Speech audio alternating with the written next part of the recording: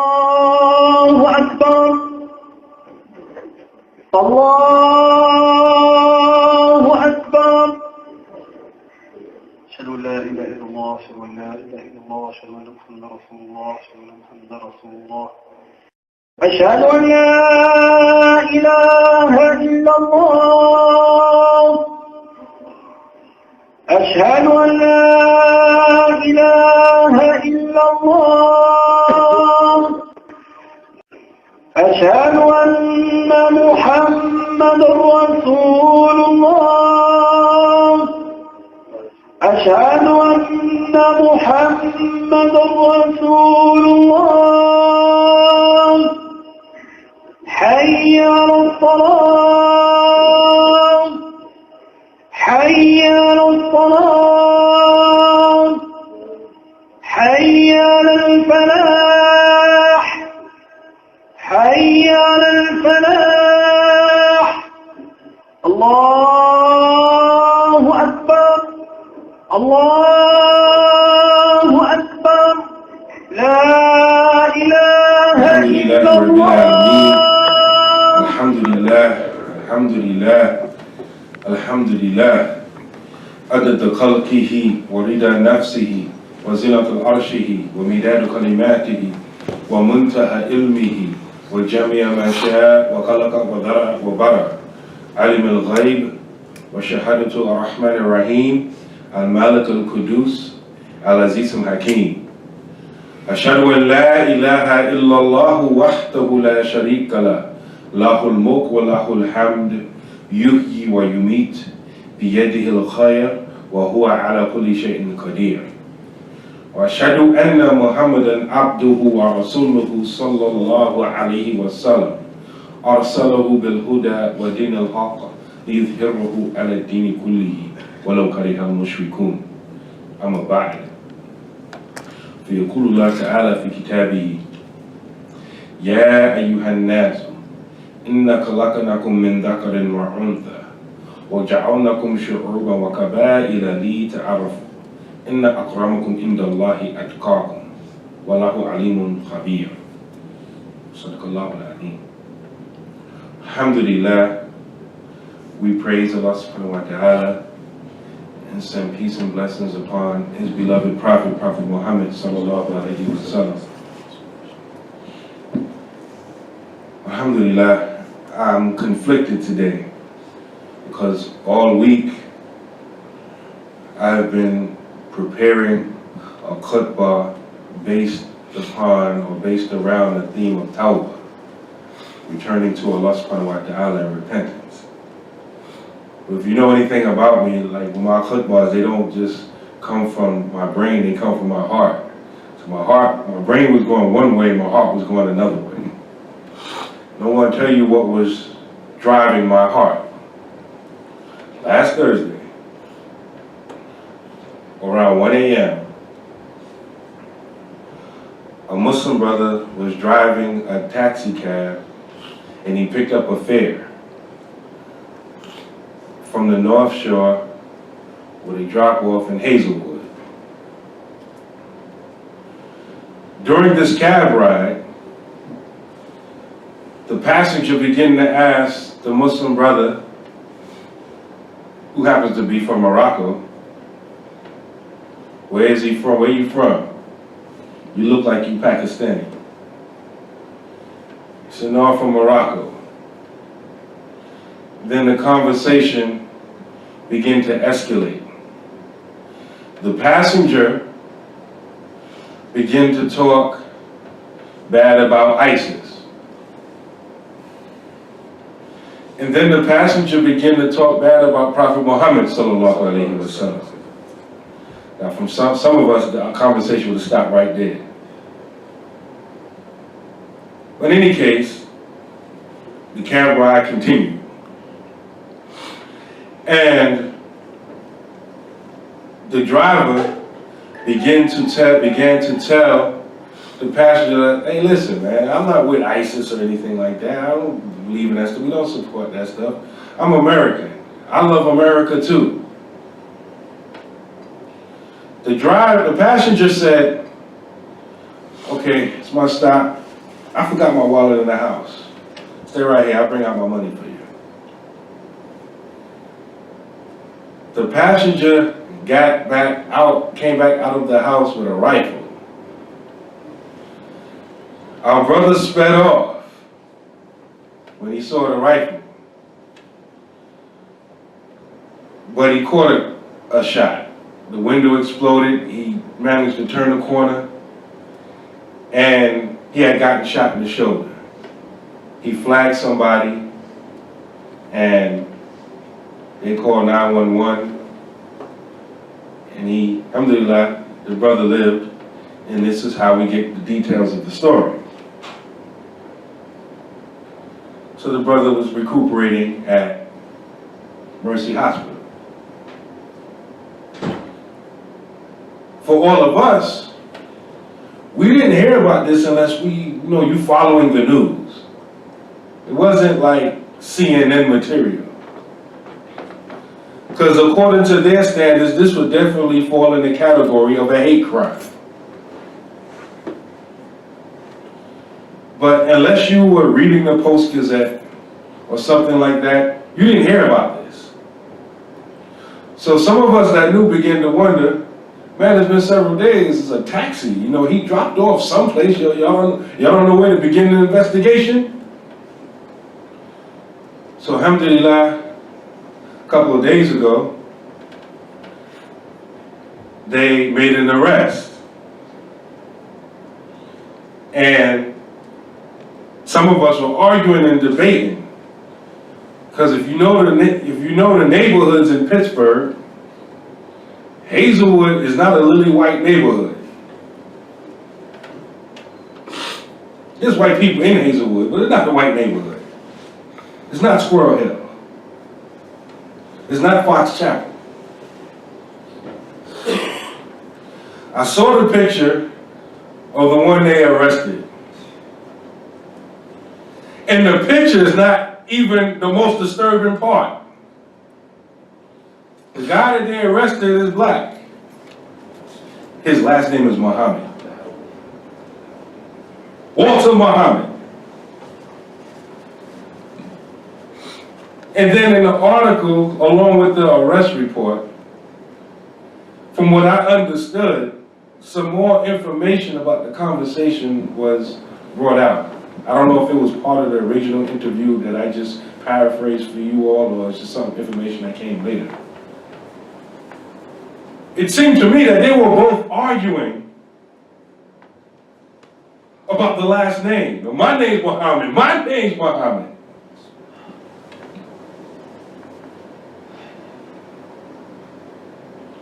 And right when I'm trying to wrap my mind around that and the implications behind that, some other stuff happens. A mass shooting in San Bernardino, California. And everybody's saying, please let it not be Muslims. And it turns out to be Muslims, according to them. By the way, just for the record, FYI, for your information, I believe about 5% of the information that they put out in regular news. I may be what some of you may consider a conspiracy theorist. Because even their reports on all that don't even add up.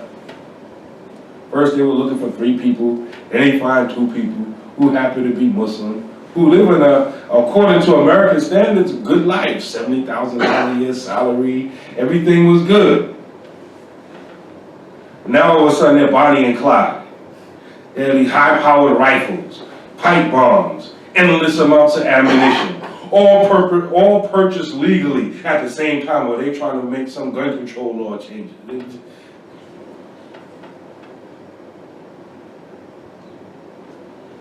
And they were killed in a shootout about 4 hours later after the incident.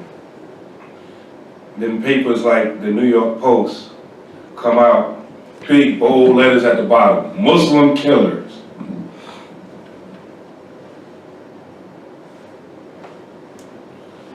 And so Muslims all over the world, after Paris, after 9/11, after Paris, And after the numerous attacks that have taken place between them two, Muslims feel the brunt of the attack.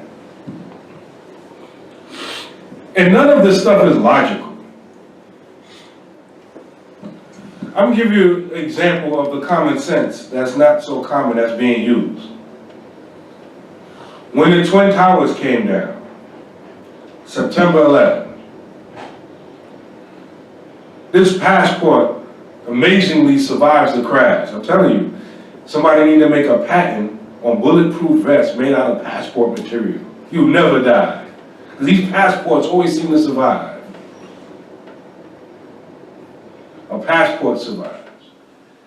Then they say all of the hijackers were Saudi Arabia. They're from Saudi Arabia. So their response to that was not to attack Saudi Arabia, where they said the hijackers were from. They attacked Iraq and Afghanistan. That's like saying, Brother Umar punched me in the face. I'm going to go fight Hassan Ali.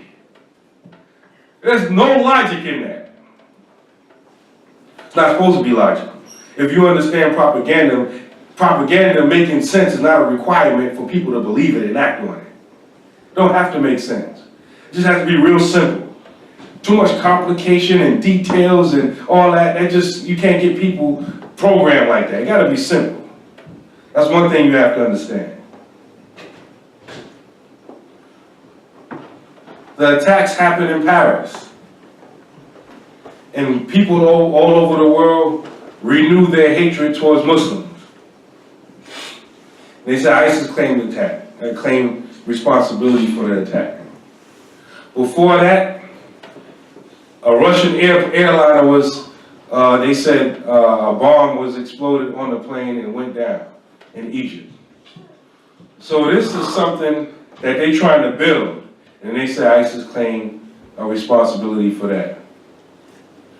You speak to any Muslim who's Arab, they'll tell you, number one, acronyms, you know, like ISIS, Islamic State of Iraq and Syria, they don't speak that way. They don't use acronyms like that. We use acronyms like that. MSA, Muslim Students Association. MCCGP, Muslim Community Center of Greater Pittsburgh. ICP, the Islamic Center of Pittsburgh. Arabs, in speaking their native language, don't think and speak like that. They don't use acronyms. Westerners do. We make acronyms where we take a thought or an idea or a label and we use only certain letters or the first letter from those things and make a separate word. We do that. Arabs don't do that. That should have been a red flag for us, number one. Number two, all of these attacks that I've mentioned and the several that I've failed to mention, Muslims, no place on earth benefit from it. How are the Muslims benefiting from this? The Muslims as a whole or a Muslim in one part of the earth? Muslims nowhere are benefiting from this. And this will qualify under the definition or a type of fitna. When we usually say fitna, like, I don't start no fitna. Fitna deeper than that. Fitna is when you have a situation and right and wrong is not clear. It's not black and white. So you're confronted with that situation and you're not sure what side to be on. And the Prophet ﷺ informed us what to do in times of fitna. He said, stay away from it. He specifically said, sit down. Don't participate. Linguistically speaking, fitna was originally the process by which they test metal. You expose it to fire, intense fire, and all of the weak or impure metals are supposed to melt away, and the only thing that remains is the pure gold. So the connection is that Those who survive the fitna and act properly, that's the real Muslim, that's the real believer. So this is a fitna that's going on for the Muslims. And those who are not firmly rooted in the deen get caught up in the fitna. Like this documentary that affects us directly in the city of Pittsburgh, we just saw a screening of, called Terror. And it had, the star of this documentary is a FBI agent. And I guess you could say the co-star is a brother that many of us know, Khalifa. And then what I had, even though he didn't necessarily appear in it, he was spoken about at great length, another brother named Tariq Shah from New York.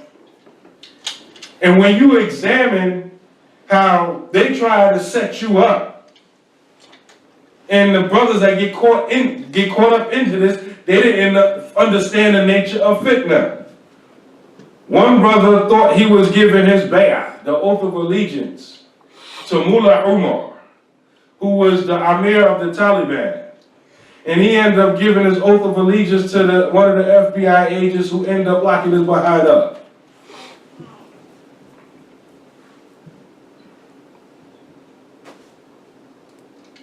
So fitna.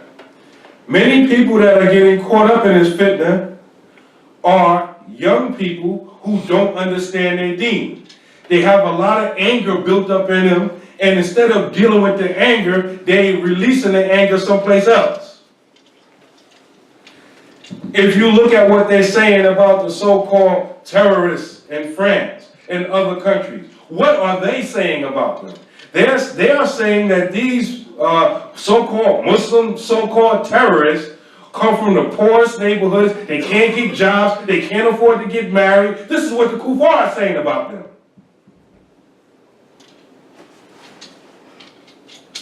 When you look at brothers that are getting caught up here, it's the same thing.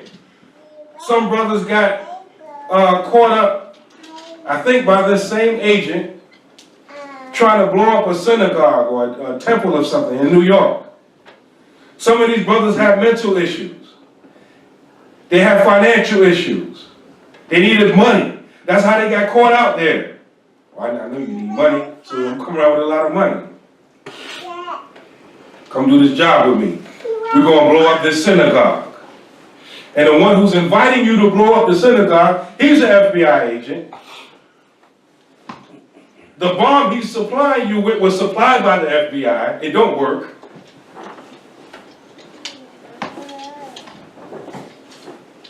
And you spend your life in jail for getting caught up because you didn't know how to respond to fitna.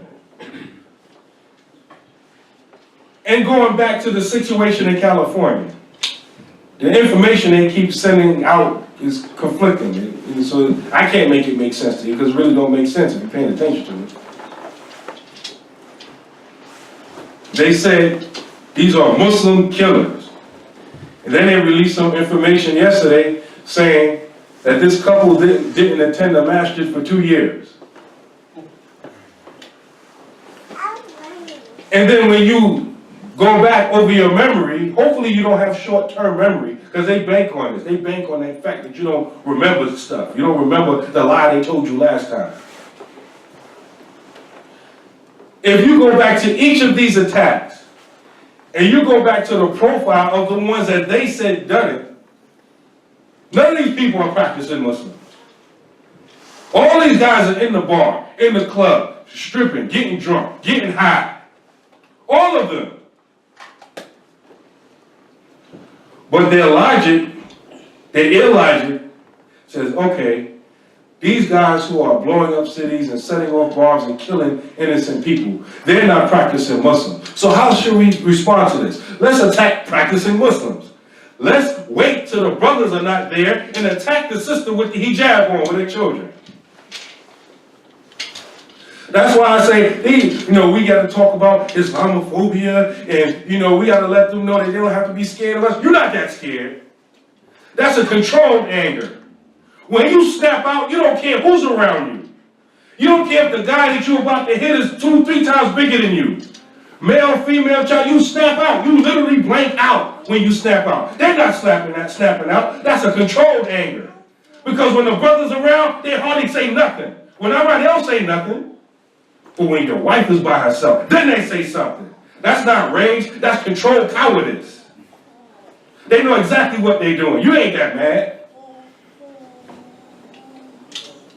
Walhamdulillah, Rabbil Alameen.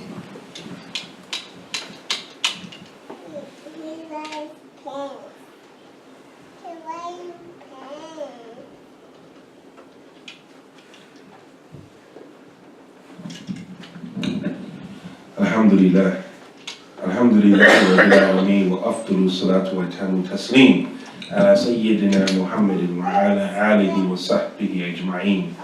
ورضي الله تعالى عن سادة التابعين وعلماء العاملين وأئمة الأربعة المجتهدين ومقلديهم إلى يوم الدين أما بعد. As I said in the beginning, I was conflicted and I wanted to talk about Tawbah today, but these other things was pulling on my heart, and I feel that I'll be doing an injustice by not even mentioning it. And so I want to go back to what happened here locally in Pittsburgh with our brother getting shot, the brother from Morocco, the cab driver. Allegedly being shot by a black man whose last name is Muhammad.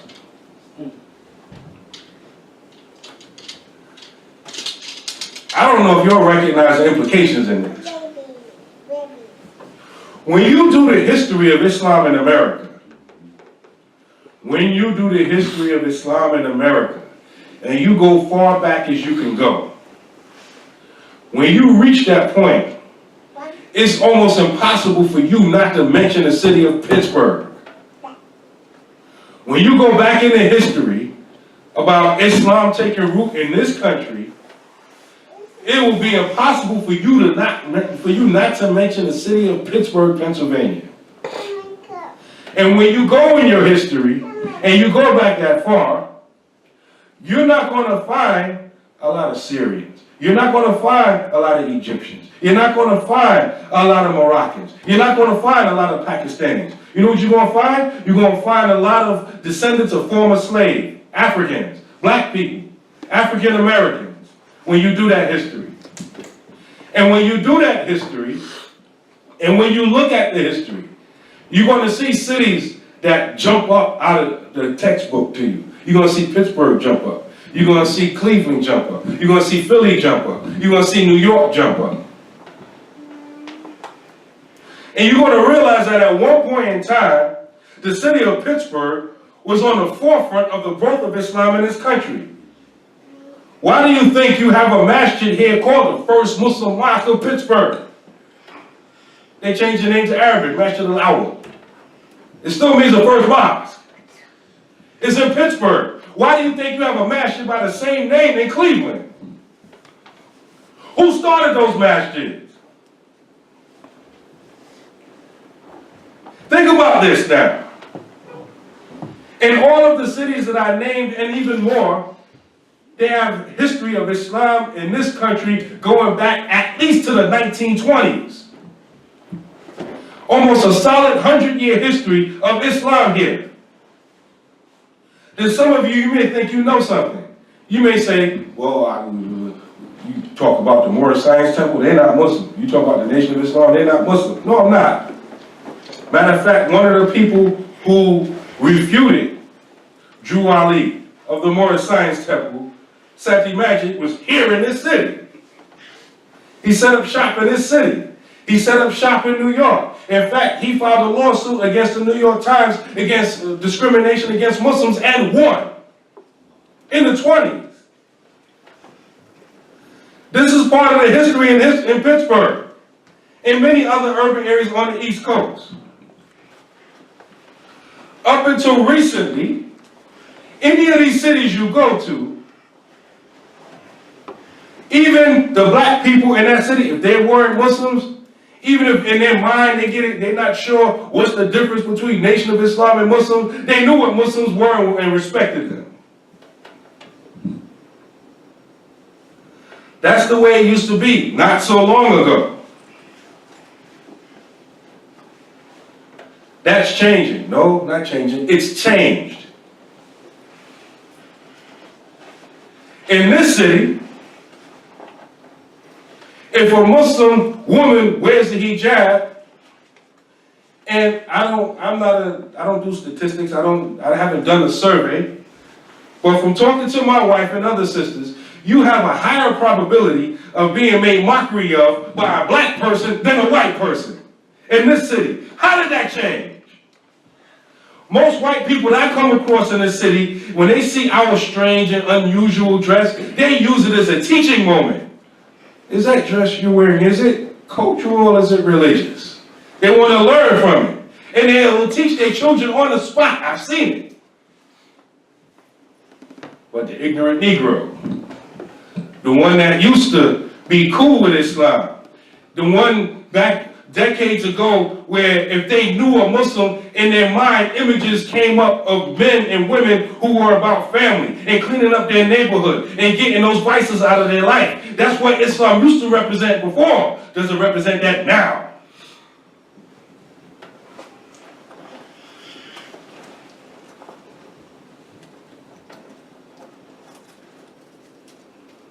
Think about that. A black man. If you're black, you come from Africa. You can hardly name a place on a map of Africa that's not Islamic. You talk about Islam in Africa, you talk about 3/4 of the continent plus. You talk about the slaves that came here, where they come from. African kingdoms. They came from the kingdom of Mali and Ghana and Songhai. All African Islamic kingdoms.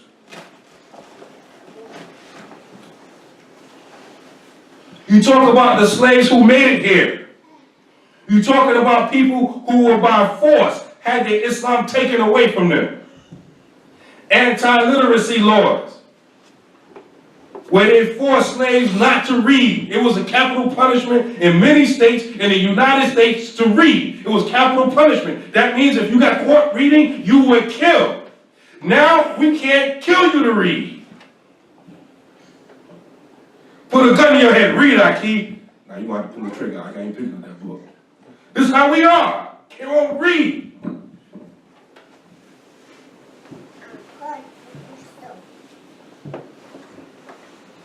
And all throughout the post-slavery history, and people has gotten PhDs and written dozens of books on this subject. You can't talk about, well, they do it, they talk about it. They talk about black history or African American history and leave out Islam, but it's incomplete. You're doing a scholastic injustice. You're lying. You can't talk about black people in this country and not talk about Islam. It's impossible. But now we reached a period of time where somebody whose skin is just as dark as anybody else's skin in here, who has the last name Muhammad, shoots another Muslim who I'm not sure, also has the last name Muhammad. The best name, named after the best man that ever stepped foot on the face of the earth, Prophet Muhammad sallallahu alaihi wasallam. This is the level of jahiliyyah that we reached. It indicates that some of us are not doing our job. The propaganda of the kuffar is more stronger than the dawah of the Muslims. Because most of us have the mentality, the mindset that we gotta blend in. We can't stick out. We can't make any waves. Hello, knock. You haven't been making any waves, but it's not helping. That strategy is not working. What will it take for you to realize that that's not working?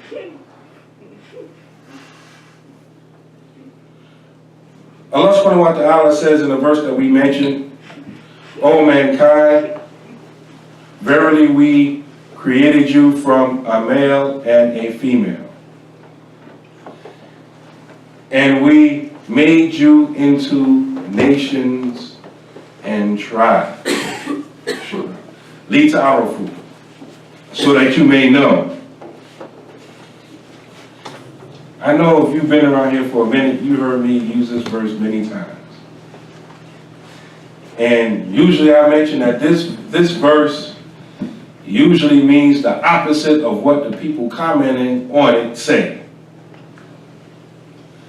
Usually when this verse is used, they usually say, brother, sister, there's no black, there's no white in Islam, it's just only Islam, there's no race. Nobody says that until recently. None of the books of Tafsir say that. In fact, it is one of the signs of Allah, as he says in Surah Al-Rum, min ayati, the differences between in our colors and in our languages. That's a sign from Allah subhanahu wa ta'ala. So who are you to make you just erase all of that? Allah made us from a male and a female, and Allah made us into nations and tribes. Lead to Arafu, so that we may know. Know what? So that you may know yourself, and so that you may know other than yourselves. This is what the Mufassirin have said. The people who qualified to comment on this verse say. So this verse right here is a proof that you're supposed to have knowledge of self. Sorry to bust your bubble. That didn't originate with Elijah Muhammad, having knowledge of self. That originated with Allah subhanahu wa ta'ala. You're supposed to know enough about your own history. When you read Tafsir ibn Kathir, you ain't gonna find it in English though. They edit it out. Anytime they want to hide some information from you, they just take it out and call it the Mukhtasar, the bridge version. You go to Tafsir ibn Kathir, and you explain, and you read where Ibn Kathir is explaining Lita Arafu, he's going to mention a hadith in there, narrated by Abu Hurairah, that you can find in Tirmidhi. And where Abu Hurairah says that the Messenger of Allah sallallahu alayhi wa sallam said, "Ta'allamu min ansabikum litasiluna bihi arhamakum." Learn enough about your lineages so you can go deep, so you can go back far in your lineage as possible. So this is a proof from the Book of Allah, this is a proof from the Prophet sallallahu alaihi wasallam that you should be learning about yourself, specifically your family, your roots. But that stuff don't interest none of us. And because it doesn't interest none of us, because we don't know this stuff, we can't teach it to people. And because we're not interested in learning anything, we can't teach anybody anything. So we're stuck with the same propaganda that the kuffar have on the TV. So you can't even go to your neighbor and tell them what Islam really is. You can't tell them how Muslims really think. You can't get into any type of geopolitics because you don't understand it. And so you're being brainwashed by the same thing that the kuffar are being brainwashed by. And so the end result of the same is the same. They hate Islam and Muslims, and you start hating Islam and Muslims. And you're Muslim.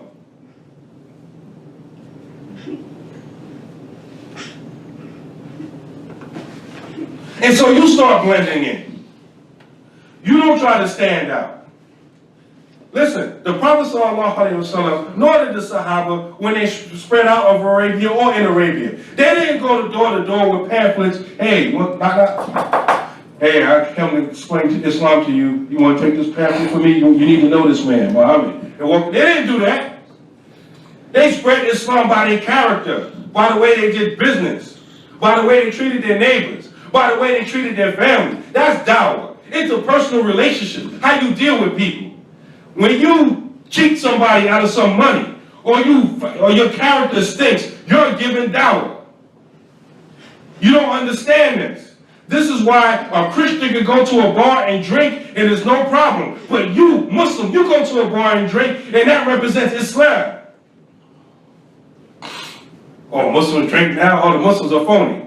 And we make the argument, well, Islam is Islam. The Muslims may not be. You dummy! You don't understand dawah. That don't work. You have to be right. The Prophet, Allah subhanahu wa ta'ala, didn't send down the Quran in a mushaf or book form. He sent the Quran down by a man, Prophet Muhammad sallallahu alayhi wa sallam. He was the wasila. He was the middleman. We follow his character.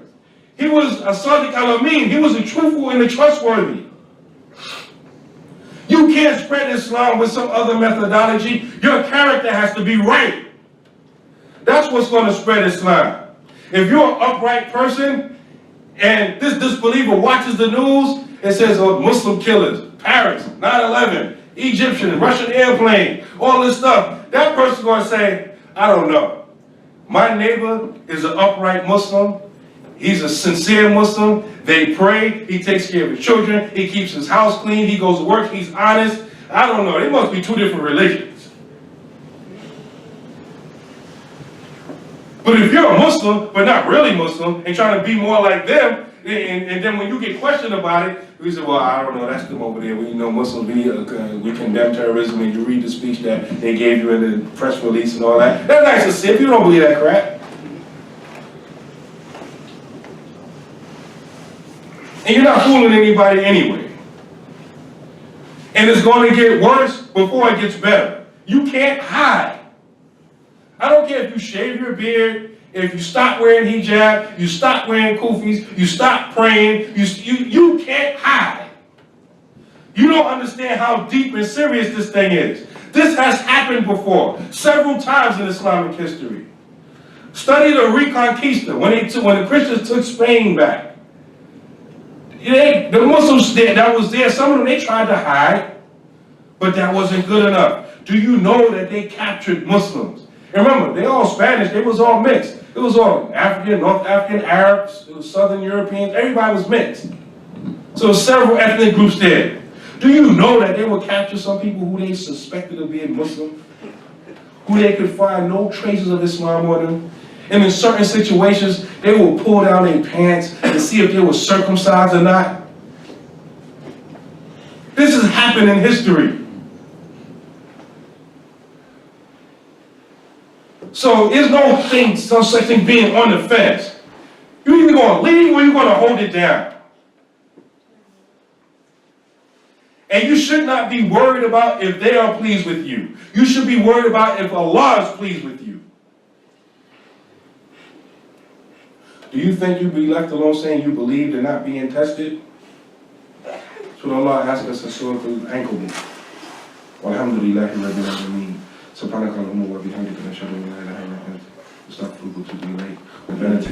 Imam Naeem Abdullah of Masjid Al-Mu'min and Nur Zaman Institute is available for speaking engagements. You can contact Imam Naeem Abdullah at the following: via telephone at 267-388-0823 or write him at 537 Paulson Avenue, Pittsburgh, PA 15206, or via email at imamnaeem@nurzamaninstitute.org. Bismillah.